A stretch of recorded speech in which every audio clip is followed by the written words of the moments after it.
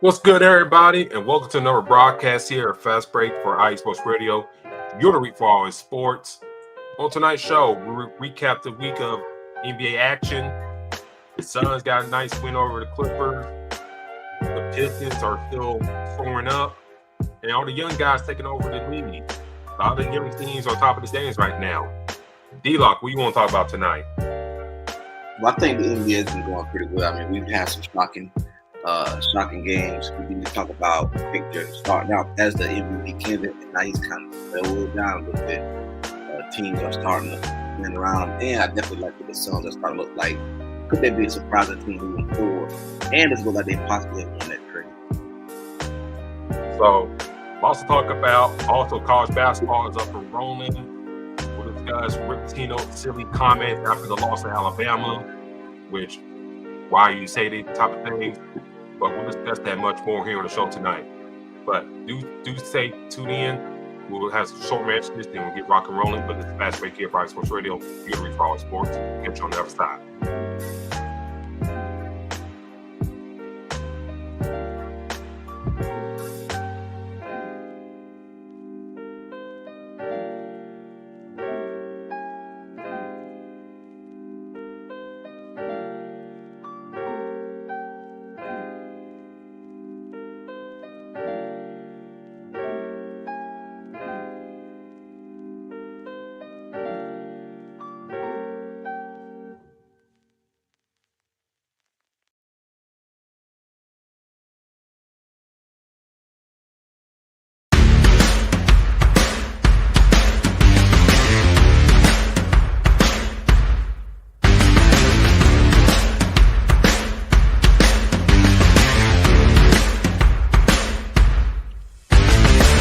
IE Sports Radio fans, this show is brought to you by Planet Jerky Premium Brisket Beef Jerky.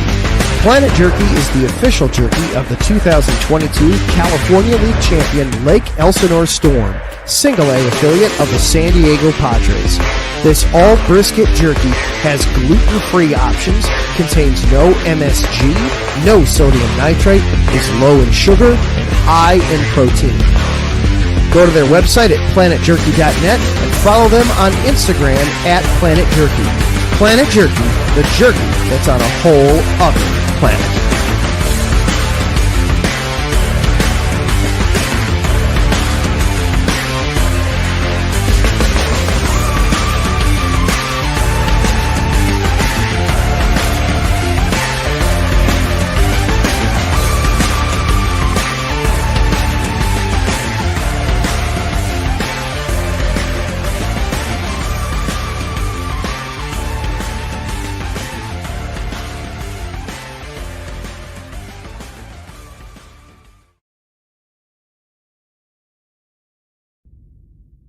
Rise and shine.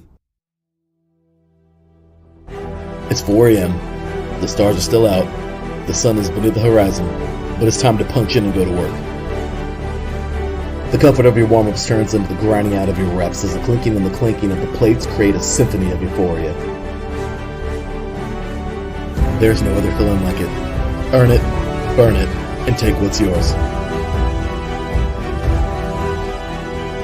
IE Sports Radio has proudly partnered with Vital Apparel, a brand that not only fits great, but also promotes and donates to mental health research. Use our code IESR to get 15% off their comfortable and inspiring gym wear and help them on their amazing journey to support mental health. Go hard, take part in your iron therapy, and be strong. Because when your mental health is as strong as you are, there's no telling how far you'll go.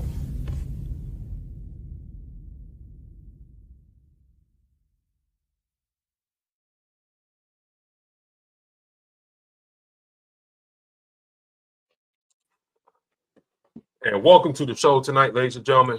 Change that. Bam. There we go. All right.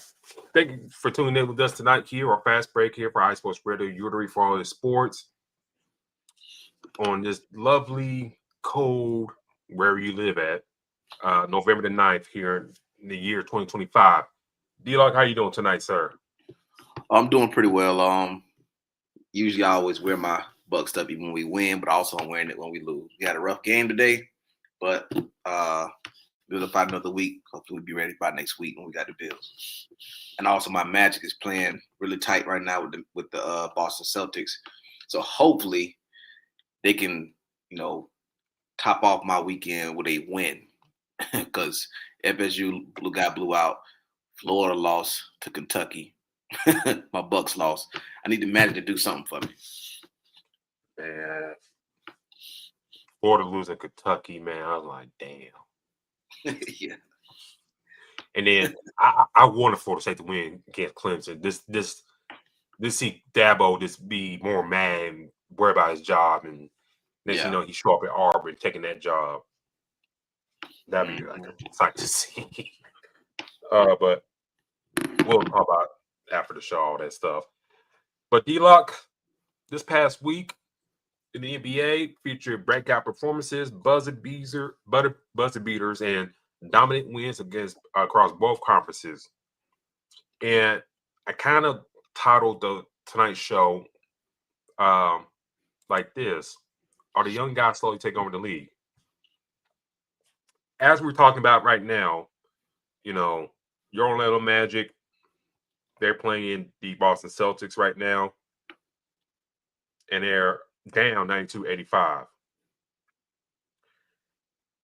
With, Jalen Suggs leading away with 18 points. Franz Wagner and Banchero have 14 points apiece. 12 points for Wendell Carter. And then off the bench is Trent DeSilva, who has 12 points off the bench for the Magic. For the Celtics side of things, real quick, Anthony Simons, 25 points for him. Peyton Pritchard, who I think they probably put too much eggs in the basket to kind of be that point guard, that gap point guard for them. It's not really going to the hope. He has 5 points. Jaylen Brown, 21 points to lead the way there. We'll start here real quick, because the Magic is one of those teams I had high hopes for, and I still do.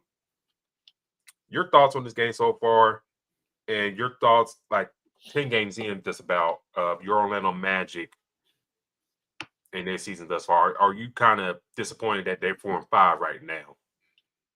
I mean, I would say I'm slightly disappointed. I'm trying to pull up some of their the past few games that they played.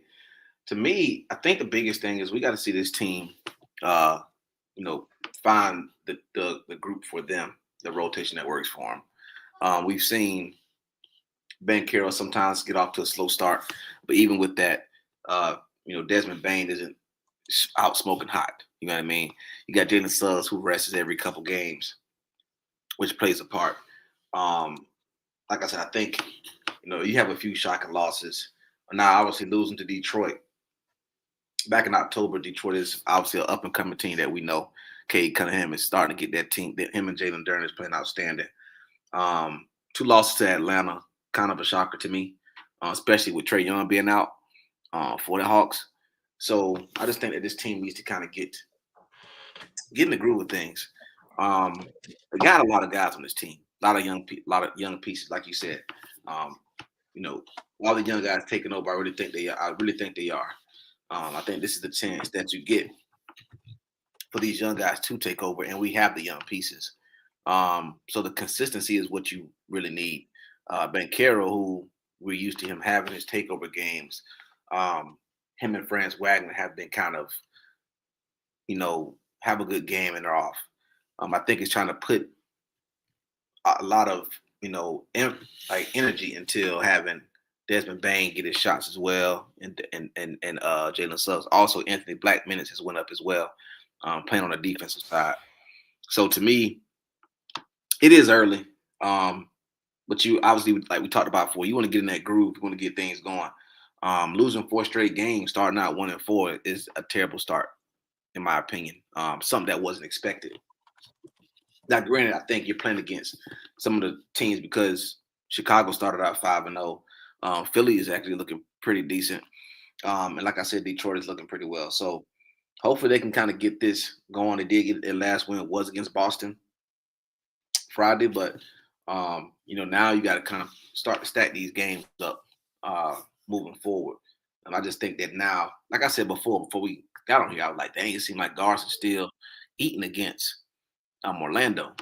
And I think it's just a system. You know what I mean? It's a system of how the coaches run that system with, even if you add different players. So, but all in all, I think the people that run or is going to start this group to get them going is Banchero and Franz Wagner.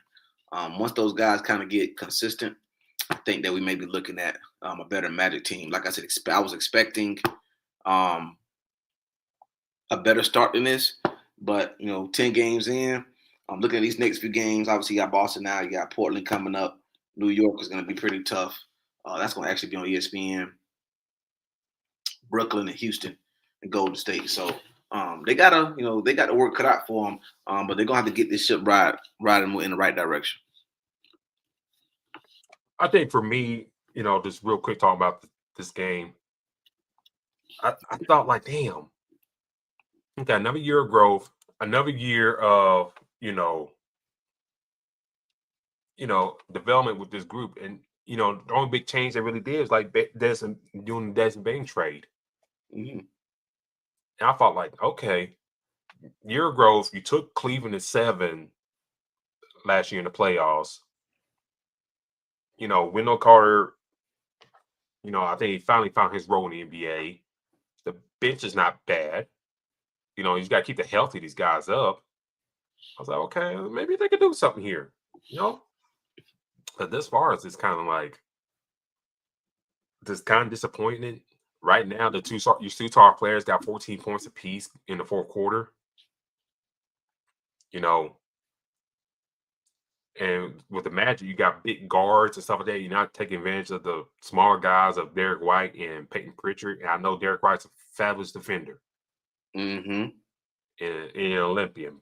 But you got to take advantage of those mismatches. Like Anthony Black, got to take those mismatches. Post them up or something. Use that size, use that height to kind of create plays and stuff like that off the dribble and whatnot. So I don't say surprised, but I thought their record would be better than what they are right now. Let's see, pull back the standings. Right now they down by 10, and Jalen Suggs, still leading the way with 18 points. Now, Derek White 17 points right now. Luka Garza for the Celtics, 14 points for him off the bench and 6 rebounds. And that's a guy, kind of title. I mean, not like Luka Garza's going to take over the Celtics, but that's a guy who I like Boston signing in the offseason. Okay. You talking about Big Ten conference, all conference player in Iowa, hanging around with the Timberwolves for a good while. Never really broke through that rotation, but I thought, all the changes with the Celtics did, Luke Cornett going down to San Antonio, training Ray Porzingis, and then Al Horford signs going to State. Correct. Come in and compete with those other guys they signed and maybe get some starting time, whatever. And the Celtics, they've been kind of rotating these bigs through and stuff like that. But they really haven't found their niche with this group of guys yet. So, Garza right now getting 14 points right now and 67 for the field. About Boston, that's a young guy right there that I got to take advantage of right there. Can score, legit 6'11", 7 foot. And I think one thing we talk about with the Celtics in years past on this show, the balance. Right.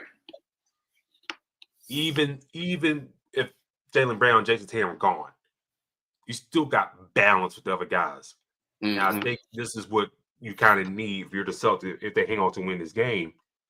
You need to find that balance with this group and trying to get things rolling. Because I'm looking at the standings right now. Boston's at Boston's number 11 right behind your Orlando Magic. And, Toronto's 5-5. Do I foresee them staying in that area? I doubt it. But if you kind of find yourself right now and get things rolling, you can creep back up with the standings, in my humble opinion. So, we'll see. We'll talk about the rest of the results in the game here in a little bit, but if they can just find a groove, get the more younger bigs involved, I think things for the Celtics would be cool. For your Magic, the star dudes got to step up better. We've seen around the league like Kay Cunningham, who we'll talk about here in a little bit, taking over,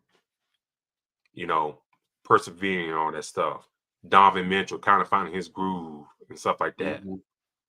Luka still on the scoring tear and whatnot. Victor Wembanyama, look like the early season MVP candidate. I text you like the other night, Anthony Edwards going off in that first half, him and Julius Randle. Now, granted, Randle's on the older side, but Ant-Man going off. So I think your Magic, I think they got it figured out because they got too much talent to be 4 and 5 right now. And looking up at teams like the Chicago Bulls, for example. I'll let you have last word. Yeah, I think that they, we talked about the talent that they do have on this team. I mean, what the expectation is, you know what I mean? So they gotta, you make that trade, gave up draft picks or Desmond Payne in pieces. So now you got to get it done with them. Now, granted, it is early, but you have the expectation to be able to compete with these other teams. So they have to be able to do that. And for now, like I said, okay, again, it's early. We're 9 games in, 10 games in. But they got to get it done.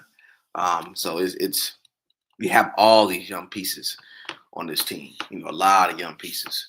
Jalen Suggs, Ben Carroll, Franz Wagner, Desmond Bane, Wendell Carter. So now you got to be able to put it together. And obviously with Jason Tatum being out for Boston, we don't have that clear-cut favorite of Boston being the best team in the East. It's kind of up in the air a little bit. So take advantage of this opportunity. And that's something that they have to be able to do. So for me, I mean, you get the chance, make sure y'all you capitalize on it. We haven't seen a team like this for the Orlando Magic, since having Shaq and Penny. You know what I mean? With so much depth like this. And young pieces. So for me, you gotta get it done, man. I mean, this is what I've been wanting. I'm pretty sure, like I said, you're gonna extend your young guys. I want to keep them here long term. But now you got your guys you have now. Why not get started early and try to be one of the better teams in the East?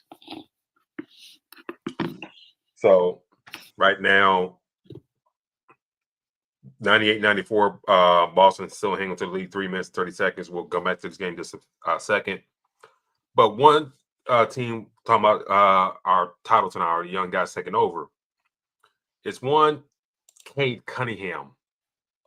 Now, this score from early in the week, the Pistons beating the Jazz. I kind of want to highlight this one right here, 114-103.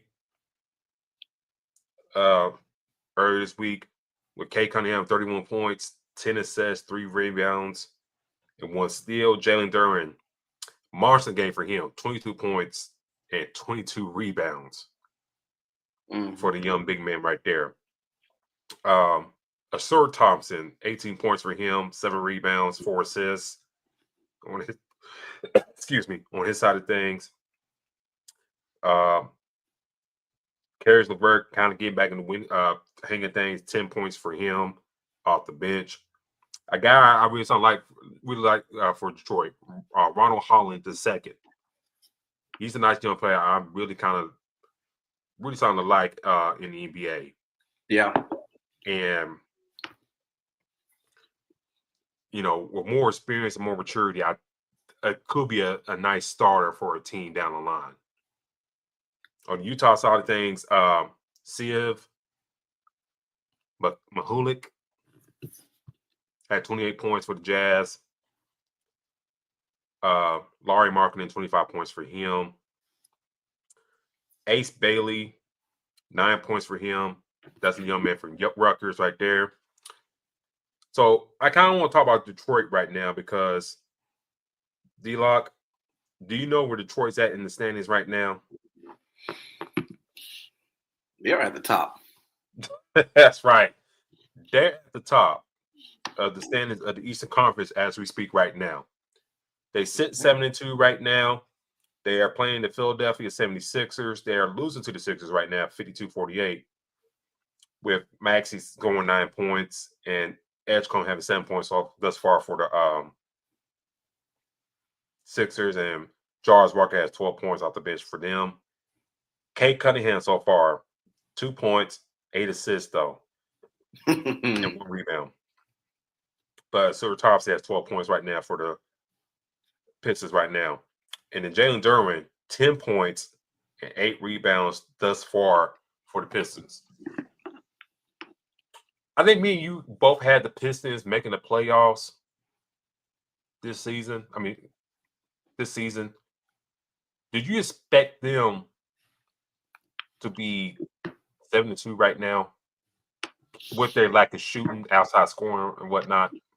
I wasn't expecting them to be definitely 7-2 right now. I mean, like I said, looking at some of the teams that they were going to run into the Magic, and a few other teams, I thought that they were going to be better, but just wasn't expecting 7-2 right now going against Philly, who is 6-3. I expected the improvement. We know what Cade Cunningham is. I think having him and the Short Thompson is a great 1-2 punch. And Jalen Duren, who's playing outstanding, but let's not forget Isaiah Stewart, who's been playing extremely well also. Outside of taking as many threes as he's taken, but he's been playing extremely well. So for me, I knew they were going to be better. I just didn't think that they would make this extreme leap.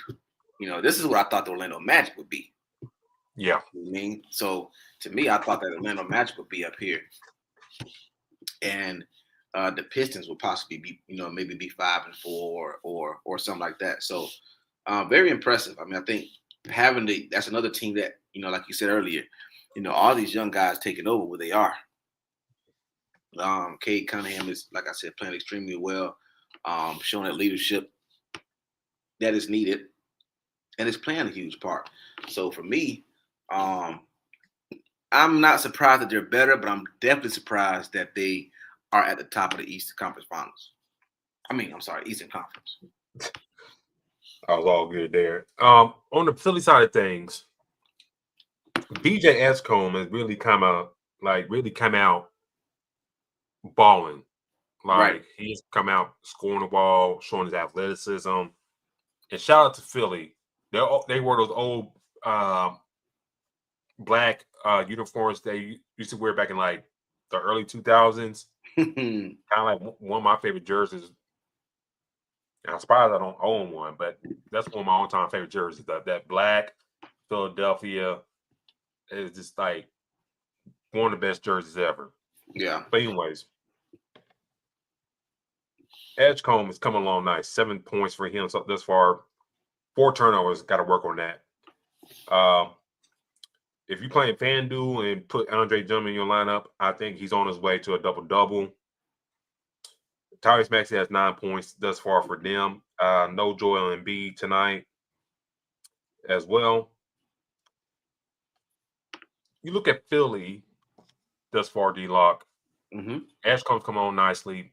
Embiid, when he plays, performs well. Maxey is doing his thing despite Embiid being in and out the lineup. Correct. Could they be a scary team that you don't want to face come playoff time? I know we're early in the season. I know some of y'all probably watching is like, damn, man, we're like 10 games in the season. I know that. But the rookies come along nicely. Maxey's a proven all-star now. Embiid's a 4 MVP. You got a nice rotation of guys, Grimes and Oubre. And then what's the little kid's name that likes to dance? Jared McCain. Jared McCain, yeah. If he comes back for injury-free and whatnot, that's another weapon right there. In your eyes, Philly's sitting 6-3. Are they kind of back in the conversation one of the top teams in the East. To be honest with you, I think this team was always in the talk. It's just that one Joel Embiid is who we had questions and thoughts about where this team goes. To be honest with you, right now, instead of it looking like this team goes as Joel Embiid goes, this team kind of looks at goes as where Tyrese Maxey takes him. You got Tyrese Maxey, you got Edgecombe, you got Kelly Oubre playing extremely well. Who am I missing off the top of my brain? I can't think. Trenton Walford had a big game the other day. A triple-double at that. Quentin Grimes, that's what I'm thinking. Yep. Quentin Grimes is coming in having a hell of a game when needed. So this team look good right now, man. I ain't gonna lie. This chemistry that they're putting together, it looks pretty well.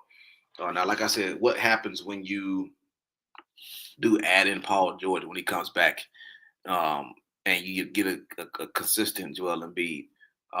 How does that determine this rotation? So I like this team that they have now, what they're doing.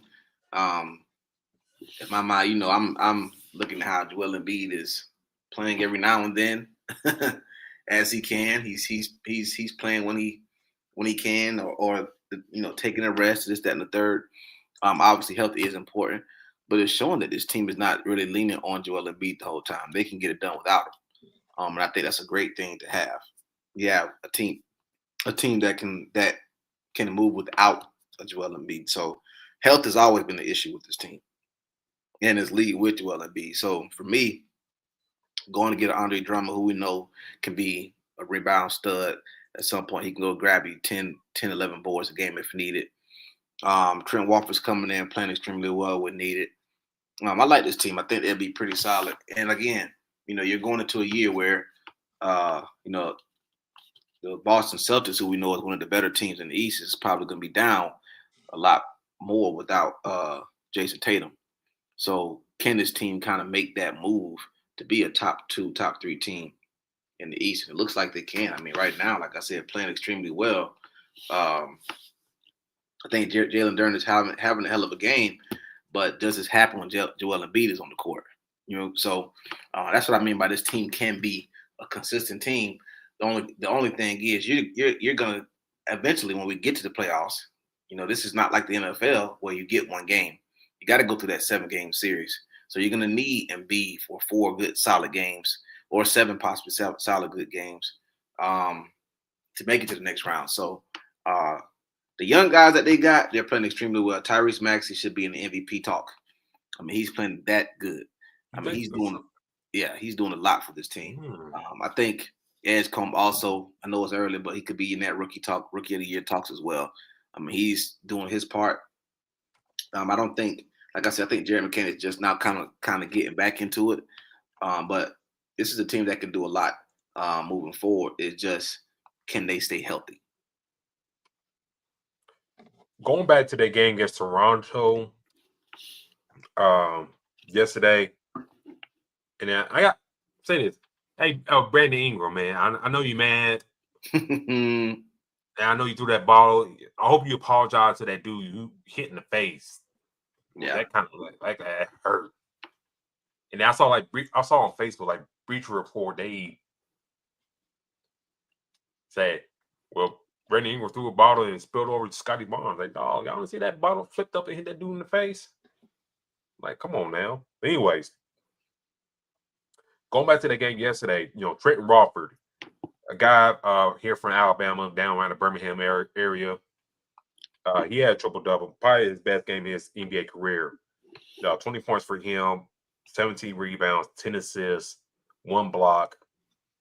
A guy that went undrafted after his freshman year at LSU and kind of has been bouncing around the league, just trying to find a place.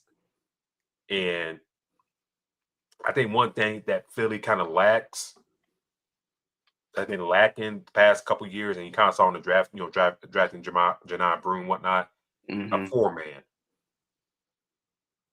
Like a legit 4-man, like a 6'8", 6'9", 6'10" type of 4-man that, could be like a utility player, can stretch the court in a sense, like not just 3-pointers, but that 15-footer that keep the defense honest and whatnot. Right. So like if Embiid is covered up at the top of the key, you know, at the 3-point line, okay, you can switch off to your 4-man 15-footer wide open or whatnot. But I think that's somebody that can potentially keep in the lineup depending on his play.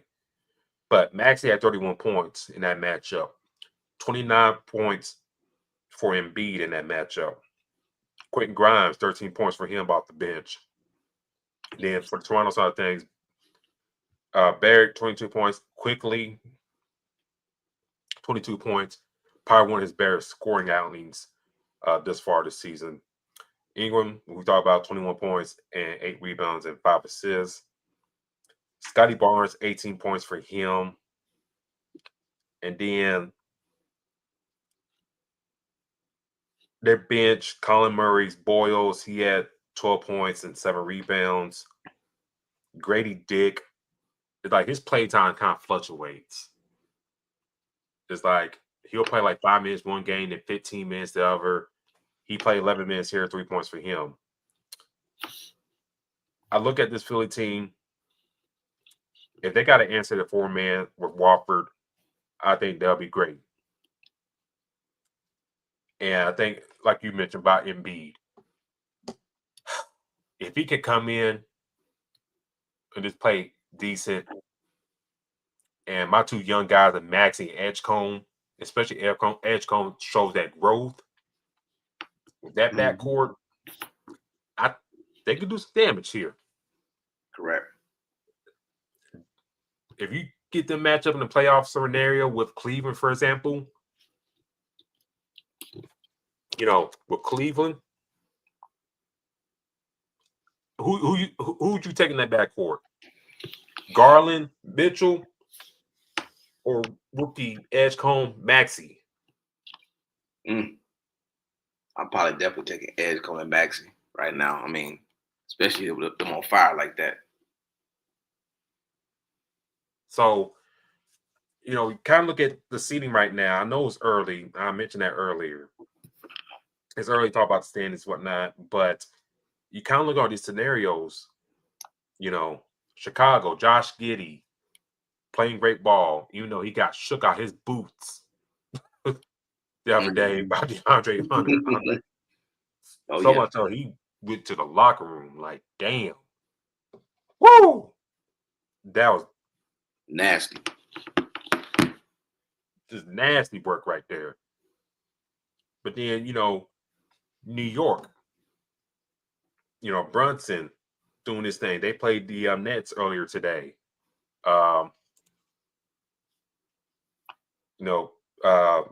19 points for him, 7 assists. OG had 19 points. Cartel, 28 points, 12 rebounds for him. Bridges against his former team, 16 points for him.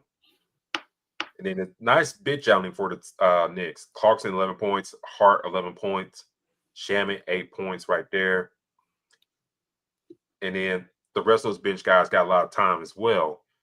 For Brooklyn, 25 points for Porter Jr. Next Claxton, 12 points for him. 13 points off the bench for Williams there. So let me ask you this about the Knicks real quick. I haven't seen him watch him play. Do you think Mike Brown has done enough to kind of justify letting Tibbs go?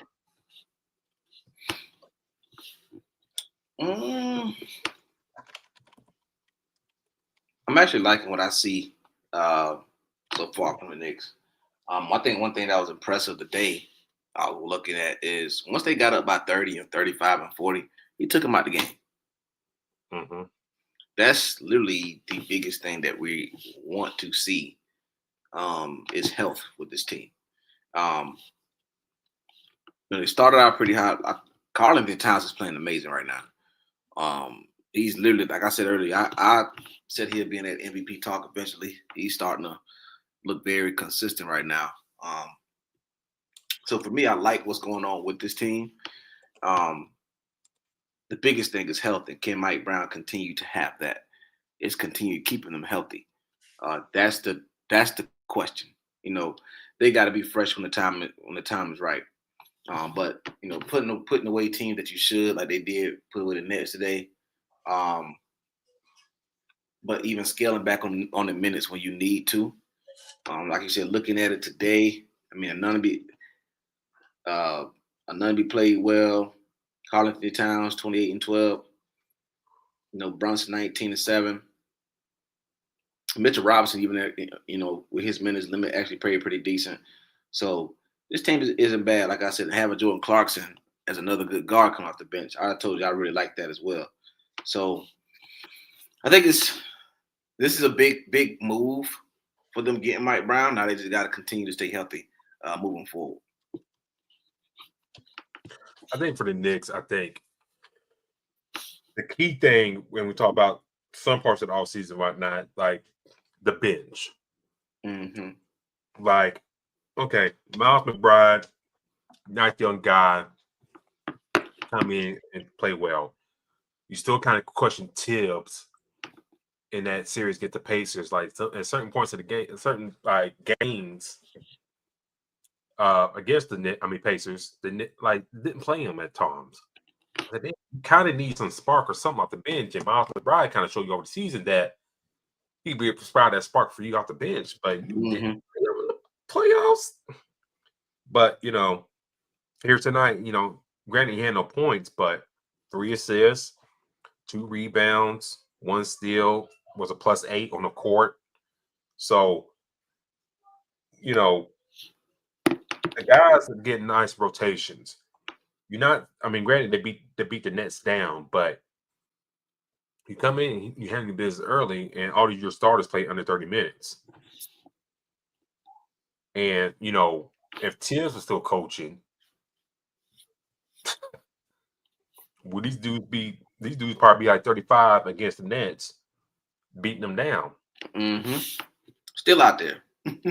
Still out there. And I think, that's the plus sign right there. Like, okay, we still got the same principles that Tibbs have. And Mike Brown still got those kind of same principles as well, in a sense. But as you see by Mike Brown's personality, he's more relaxed in a sense and more liberal, quote unquote. We'll discuss that later on about Rick Pitino, but more liberal, how his coaching goes. And so far, so good. You don't see too much complaints about it. Now, I think, come playoff time, we'll see how those things come about. But I like what the Knicks are doing so far. The Nets, they're in rebuild mode. I can't really say too much about them. It sucks that Cam Thomas is going to miss time again with another injury. Yeah. But I think one thing about the Nets, I kind of disappointed. Like the 5 rookies they took in the first round, none of those guys are really stuck out yet. I know they took a couple guys to the G League and whatnot. I know that was the plan, but I thought like, damn, one of y'all gotta, come out and do something for me. I know Igor had 10 points tonight. 4 rebounds, 3 assists. But I need stuff from the other guys as well to kind of, justify them, keep all these picks or maybe move off these picks to do something else with their roster. Yeah. I'll leave that last word. And like I said, I think looking at this, these picks and what they've done, like I said, Igor, I think this is the first time we've actually seen him do much this year at all. He hasn't done too much. The people the athletes, the players that we've seen do the most for this team so far has been Cam Thomas and Michael Porter. Now, we knew that they were going to lead everything. I think Ben Seraph ended up starting at some point, but I think he lost that starting spot. He hasn't done too much. So Drake Powell, we haven't seen too much from him. Neither have we from Danny Wolf. So for me, the person, like you said, equal. Okay, cool. He comes in, he gets his points, but it hasn't been something that has stood out. We just talk about Edgecombe. Edgecombe clearly showing you that he's going to be a star to make it in this league. We haven't seen it from anybody from this next draft. So, how does that work for them moving forward? How do they build this team? Now, again, I still think that this is Cam Thomas' team. I think this is him and Michael Porter. Now, what do you do with Claxton? That's a good question. How do you go about him? Do you move him? Do you try to have him be a part of that, the other two that you have? But this team is in that rebuild mode, which we've seen them over and over and over. They tried it with James Harden and Kyrie and Kevin Durant. It didn't work. Mm-hmm. So now they've been in rebuild ever since. There's always been something. So for me, I would hope we see more from these guys that they've drafted, hopefully later on in the season. And I think we should, now that Cam Thomas is going to be out for some time, hopefully. You know what I mean? Because right now, the person that's probably going to be taking all the shots with this team now is going to be Michael Porter. So for those that do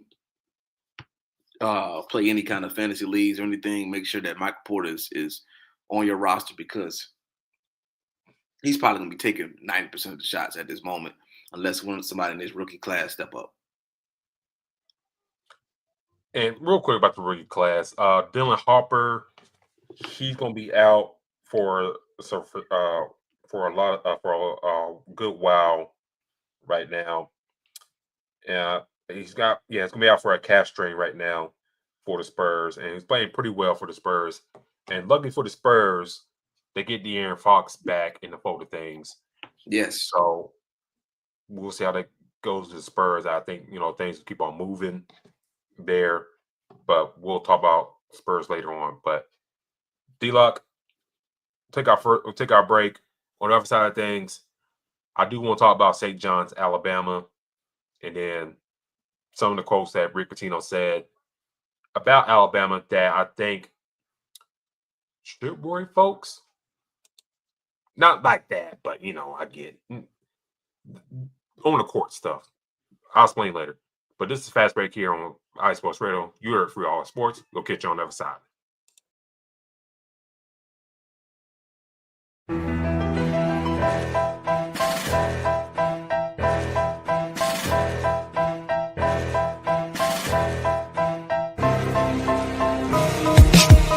For the last 10 years, IE Sports Radio has been bringing you amazing content ranging from interviewing legendary athletes, coaches, and other authorized media personnel to building tailor-made shows dedicated to all major sports cities around the country. Make sure to follow us at IE Sports Radio on X, Instagram, Facebook, TikTok, and YouTube to keep up with the latest in sports and with all of our shows.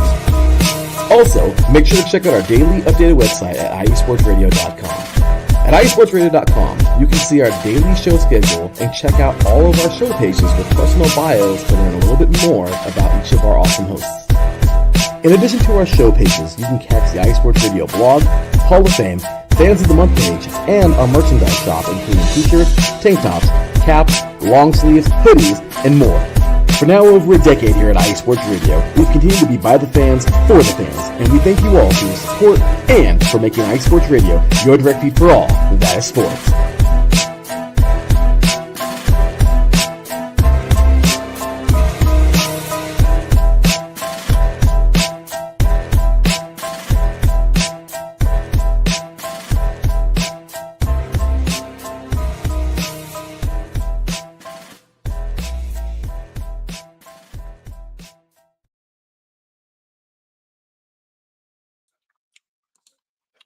Welcome back. I see the ticket there. Do follow IE Sports Radio on all your social media feeds: X, Instagram, Facebook, TikTok, YouTube. Subscribe to the IE Sports Radio YouTube channel. Subscribe, hit the little bell notification. Once more of our shows go live on the network, wherever the 3 and Out series, our show here, our football show, soccer, football show, baseball, whatever, volleyball. Hit the little notification bell. You'll see that live pop up when we go live every day of the week here. D-Lock, I know it's football season. We're deep in football season. But basketball's up and rolling. Mm-hmm. And one big game that happened over the weekend was St. John's in Alabama. St. John's lost to Alabama 103-96. Rick Pitino praised the Crimson Tide's execution and admitted they were a better basketball team that night. D-Lock, I said on our show's page right here when I think they had like a exhibition against Florida State in Birmingham back in October. Like, if you're gonna beat Alabama, you at least got to score 90. And that's not really a guarantee. Mark Sears is gone. All-American, all-conference, gone. Big Cliff is gone. But the Tide keep on rolling. 103-96 in this matchup. Let me pull the stats up real quick.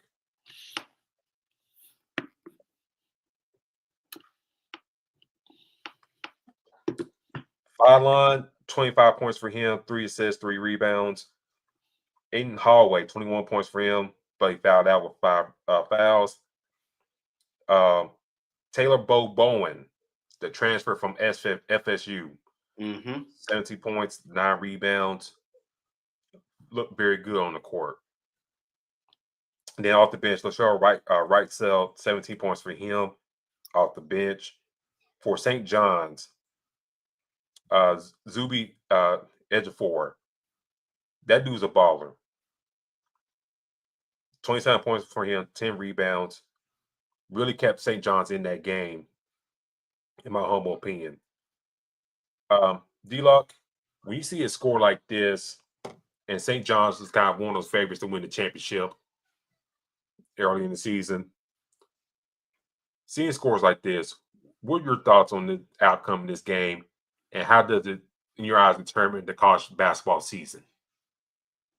To be honest with you, man, this is why we love college basketball, because you have a lot of teams that can definitely compete with the top teams. This is not just the Power 4 conferences that have the best teams.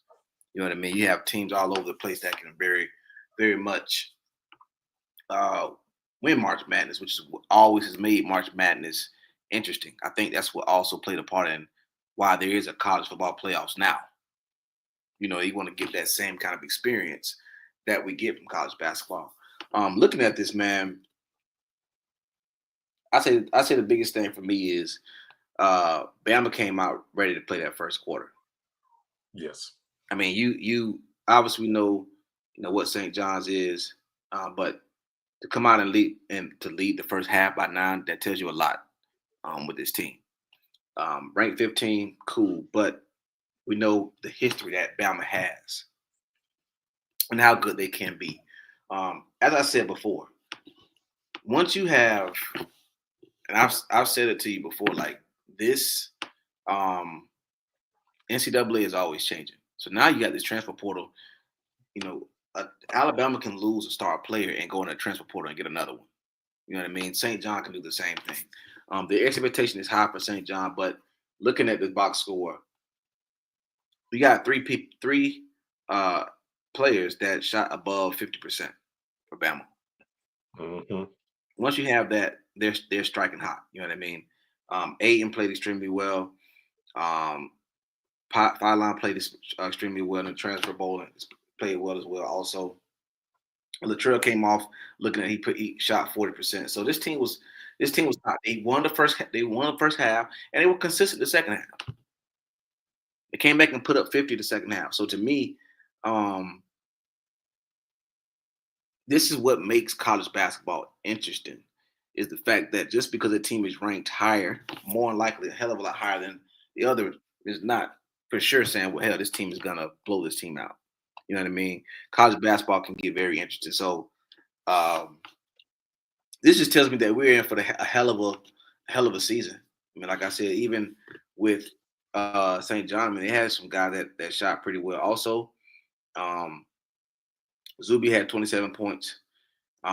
Bryce Hopkins also put up some good numbers, but Bama just came out ready the first half.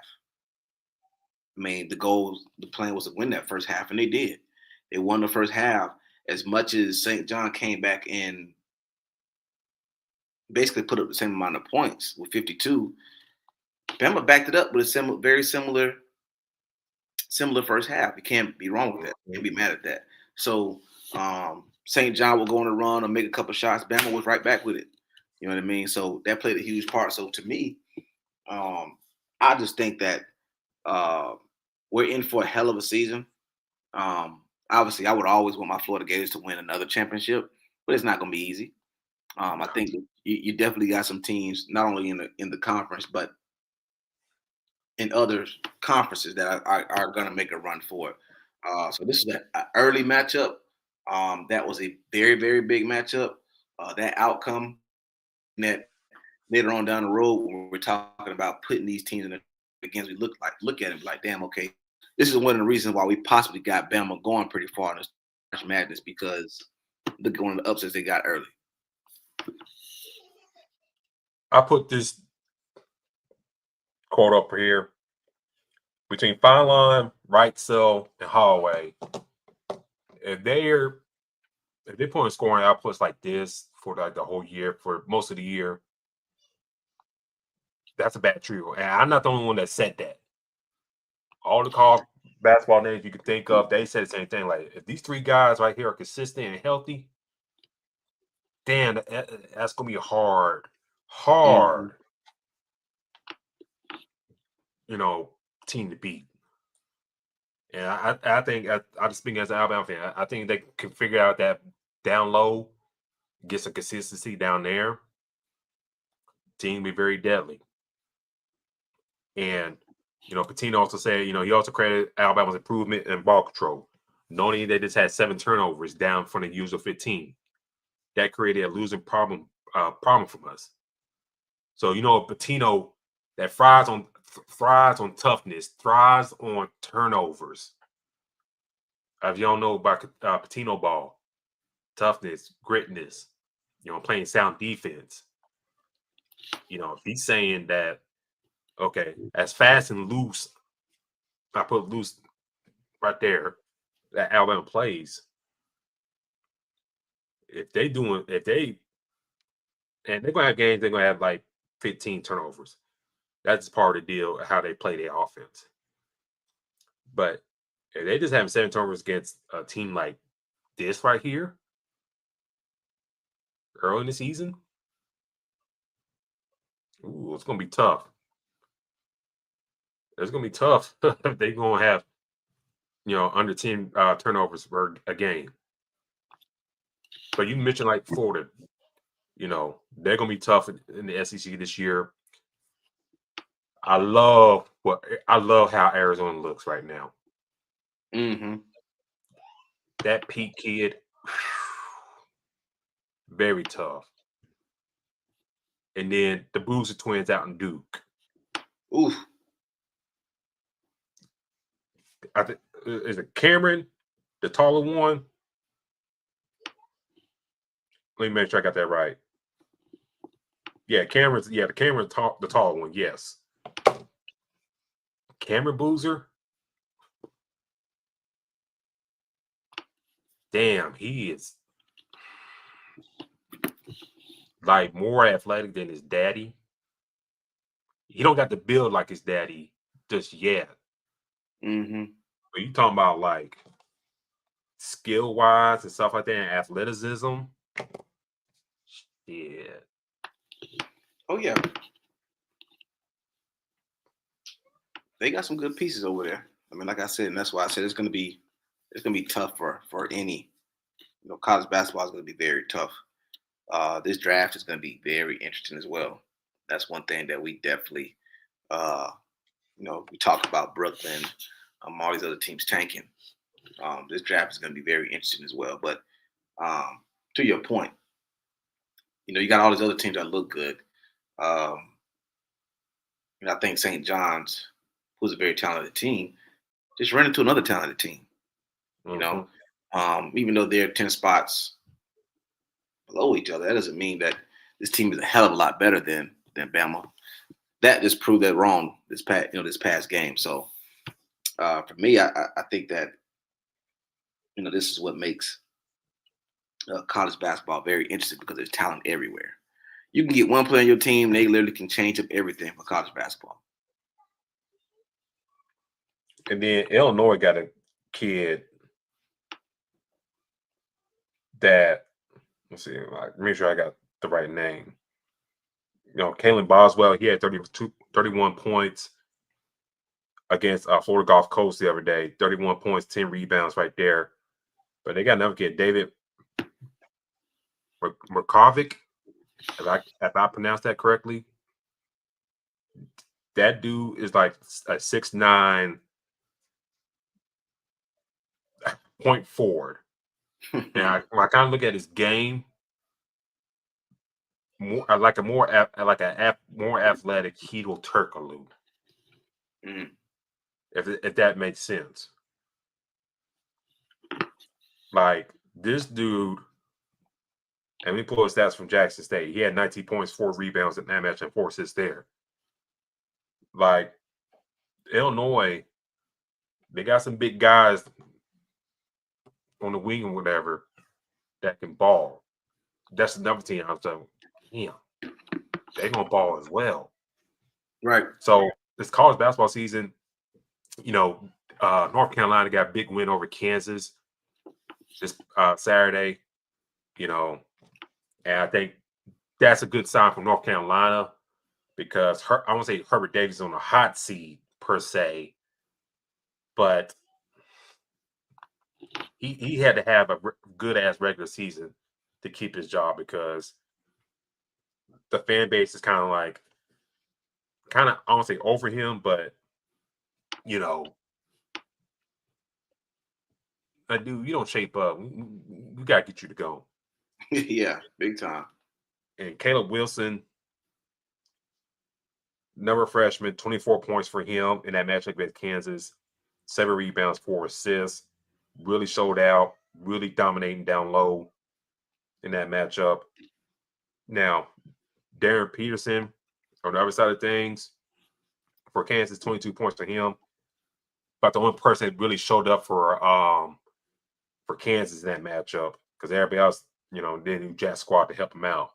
So Peterson, Caleb Wilson, Cameron Boozer, the Pete kid out Arizona, Phylon down in Alabama, the kid from Illinois I just talked about not too long ago, just a second ago.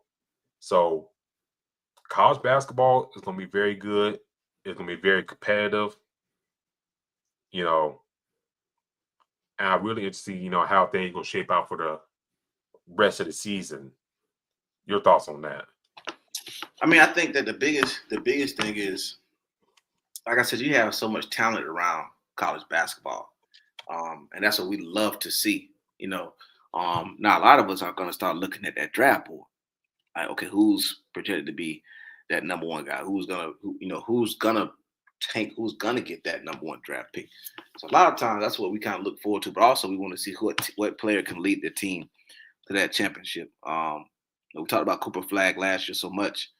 We were expecting him to take Duke all the way. You know what I mean? In that group that they had. And obviously now he's, in the league, has moved on. So we see this talent, and his talent is here in college basketball, then it's gone the following year.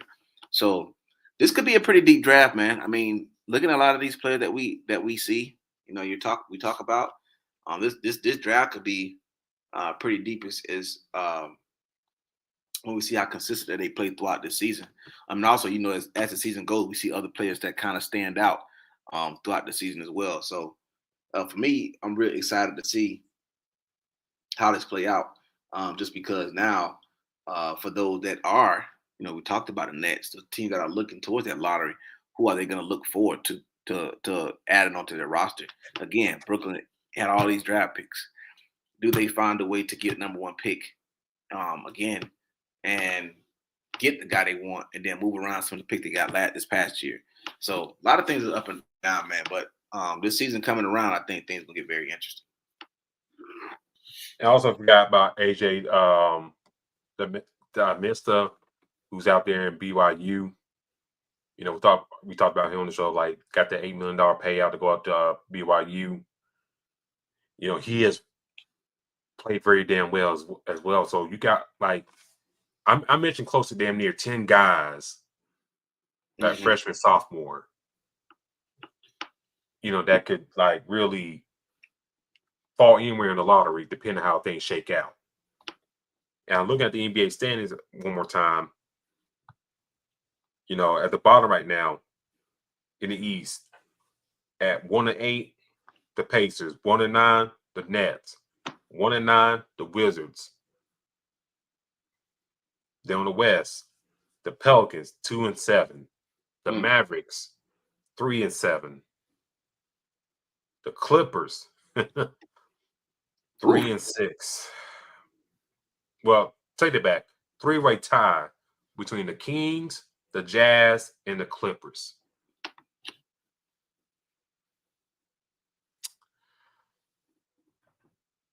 A lot of those teams, some of those teams I mentioned, needed infusion of young talent. Some of those teams could use one of these young guys to take over a failed young star of their own. And then couple of these teams, like the Wizards, for example, they need a positive somebody to come in there to turn that franchise around. But I think we're gonna be in for a great college basketball season. A lot of good teams. I think it's gonna be very fun. You know, on the women's side of things, I was disappointed before we got the show off the air here. I was disappointed, like, just looking at some of the women's scores and just like look at the opponents. Like LSU, for example, they played like East Tuckalucky State or something like that the other day. Let me pull it up real quick because I commented on our show's page. I commented on their score thing. Let's see. Who did they play? Southeast Louisiana. They won 115-26.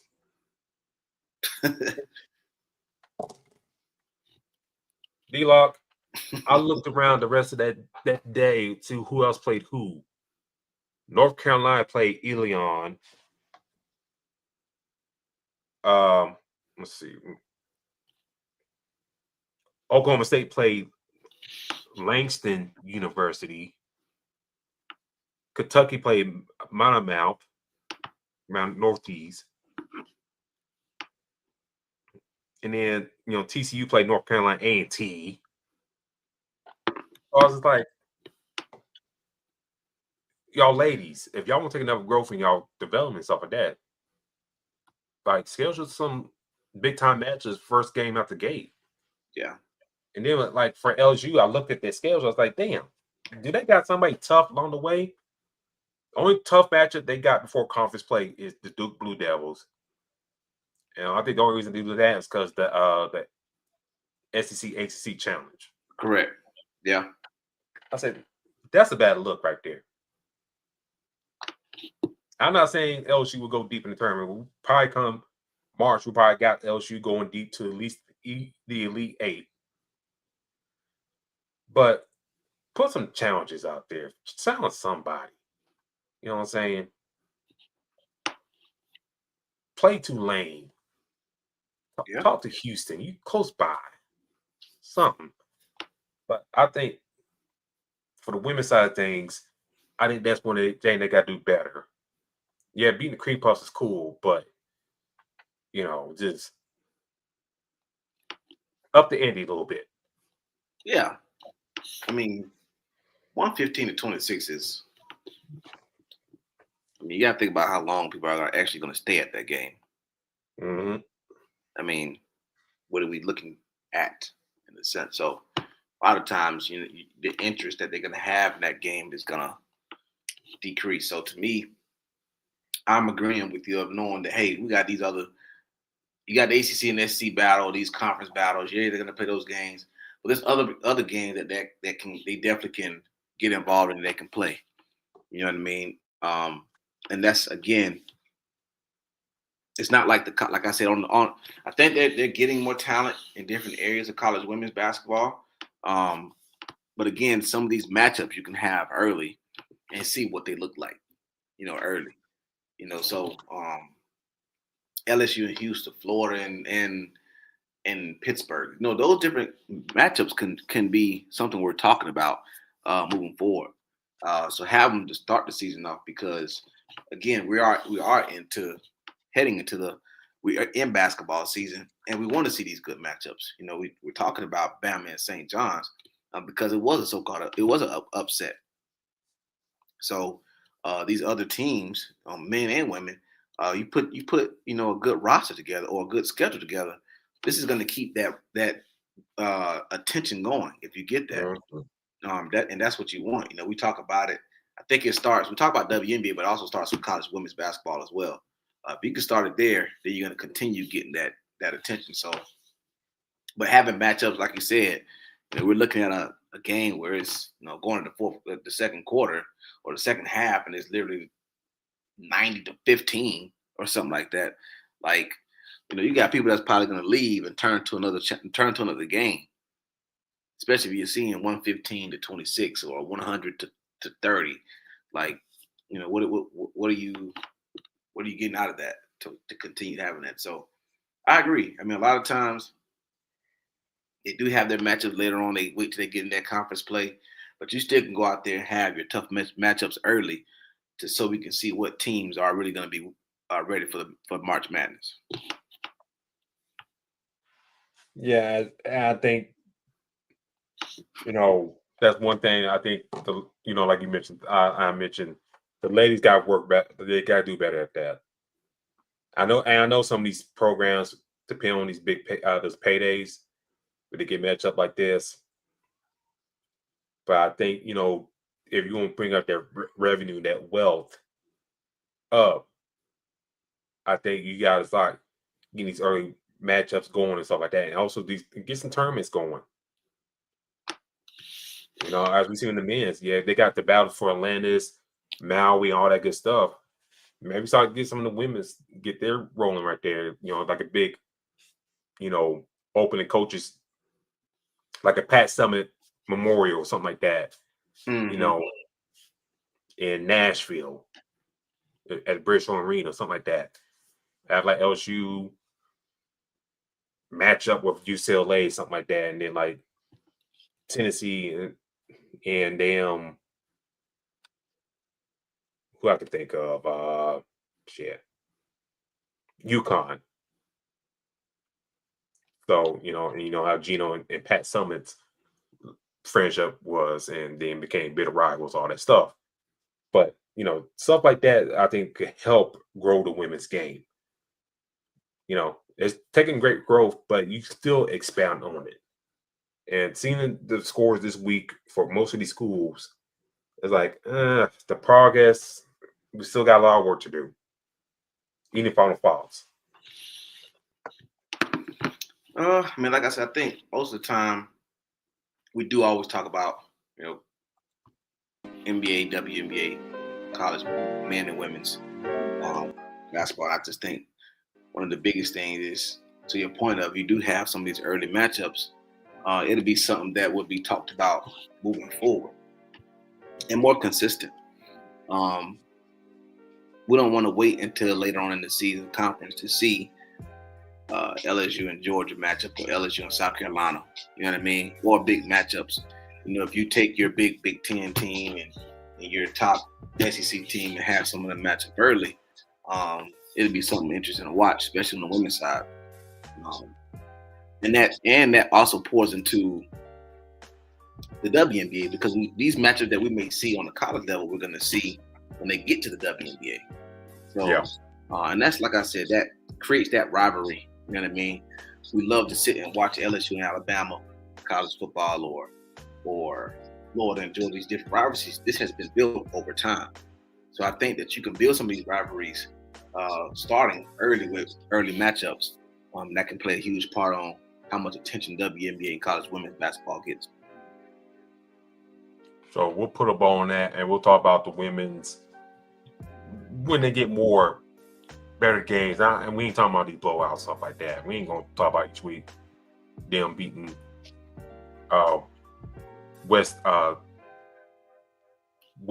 Southwest, Amarillo State, something like that. Anyways, this has been our show tonight, ladies and gentlemen. Thank you for tuning in with us here tonight. Like I said earlier, do follow iSports Radio on your social media feeds right there. Do subscribe to the YouTube channel. Hit that subscribe button. Hit the little bell notification to get all alerts for our live shows. D-Lock, how can people find you on social media? You guys can find me at Black-813. Terrible day of sports this past weekend because all my teams lost. Magic just took an L. Gator took an L, so I definitely will be talking about a little bit of that. Gators basketball did take an unexpected L as well, but things happen. Let them know they can find you on the show's page. You can find the show's page at Fast Break at IESR. That's Fast Break IESR. Do follow me on Twitter /X. Excuse me, Spawn4288. That's Spawn4288 right there. Do follow me on the Crooks Process on Instagram and TikTok as well. I do little vids from there as well. And then your Orlando Magic lost D-Lock 111-107. So at least Pancaro had 28 points, so that's a positive right there. But until then, ladies and gentlemen, next week, more NBA scores, more college basketball scores. Until then, be safe, stay warm. Talk to y'all later. Peace.